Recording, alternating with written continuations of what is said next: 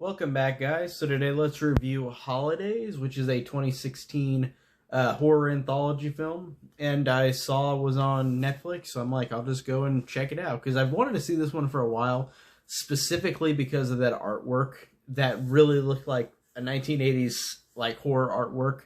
And it really just worked in that way. It looked really cool to me. So that's the basic reason why I want to watch this one. But Holidays, like I said, is an anthology movie which has 8 different segments, directed by a lot of people. Most notably, the one I remember is Kevin Smith. And I'm gonna mention all of them and mention kind of how I feel about each one of them, because it's weird. This one doesn't. This one doesn't vary as much as I expected it to, in terms of anthology movies. Because usually anthology movies, I never fully love every one of them, But anyway, let's get started. So we got the first one, which is about this girl who's bullied, who falls in love with the swimming coach, and by the end, she falls so in love with him, she kills one of the bullies that bullies her, rips her heart out, and gives her heart to him, and that's it. That's pretty basic, but I liked it. I thought it was really well done, and I thought it was effective, and just cool visually. Like, I did like the first short a lot, or the first segment a lot. And then the second one is about a woman who gets pregnant with a snake inside her. And somebody jokingly says Rosemary's Reptile, which I thought was a funny joke as well. But this one was really weird because it starts out with her getting pregnant because this creepy little girl that's in her class hugs her, and then she gets pregnant. It's kind of odd, just how they do that. And the movie, it's very odd. Like, overall, like, all these segments are very odd and out there. This one I like a little less. Like, it's not terrible, but it's a little entertaining. Like, it's just odd and strange and memorable. It is a very memorable segment. And then this third one is really freaking cool and really weird. It's about the Easter Bunny and a little girl whose mom is telling her a story about the Easter Bunny, and she's like, she doesn't want to see the Easter Bunny, and the Easter Bunny comes to her, and it's a half-human hybrid where it is a human body with an Easter Bunny face, and it is literally nightmare-inducing. It is freaky looking, and this Easter Bunny is terrifying because the story where the mom was saying that you don't want to see the Easter Bunny, the little girl sees the Easter Bunny, and the Easter Bunny tells her, like, you're going to become me, like, since you know the truth and like, you've seen me.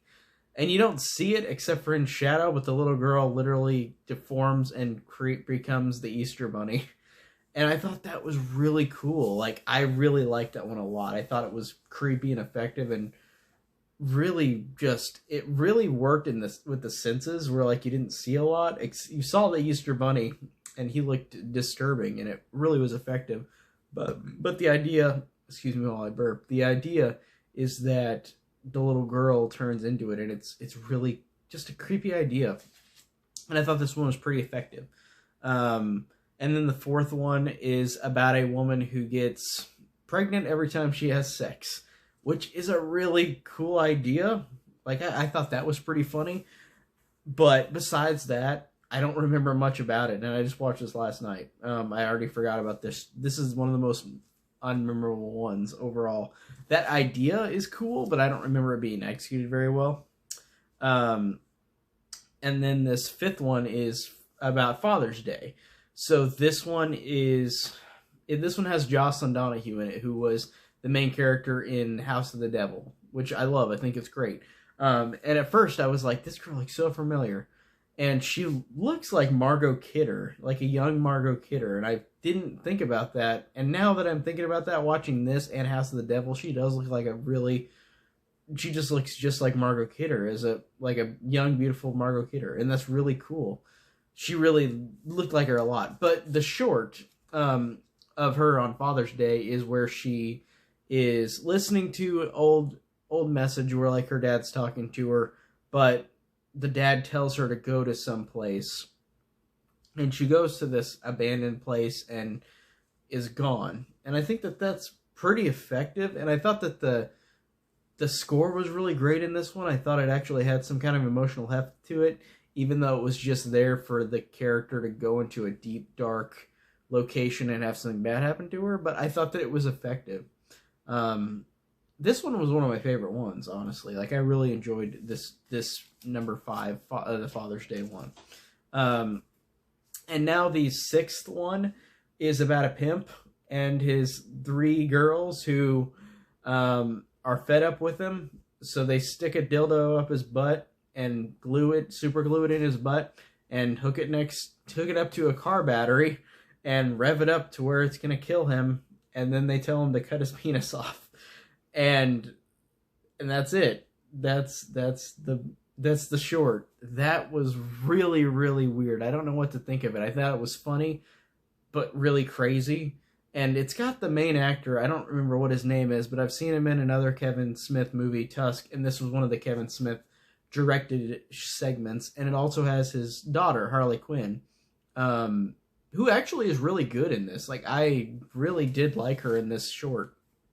It's weird because I've seen her in other stuff. I saw her in Yoga Hosers, which I don't remember liking, but I think that she's really good in this, and I like seeing his daughter do a good job. And like I said, I don't remember much if she did that good of a job in Tusk or in the other one, Yoga Hosers, but I don't remember, honestly. But I liked her in this one a lot. And I know she was in Once Upon a Time in Hollywood as well, but she wasn't in it that much. But I'm glad to see her getting work. Like, I did like her a lot in this one. I thought she was good. And the guy character was really, like, he's a good actor, and I like seeing him in this one.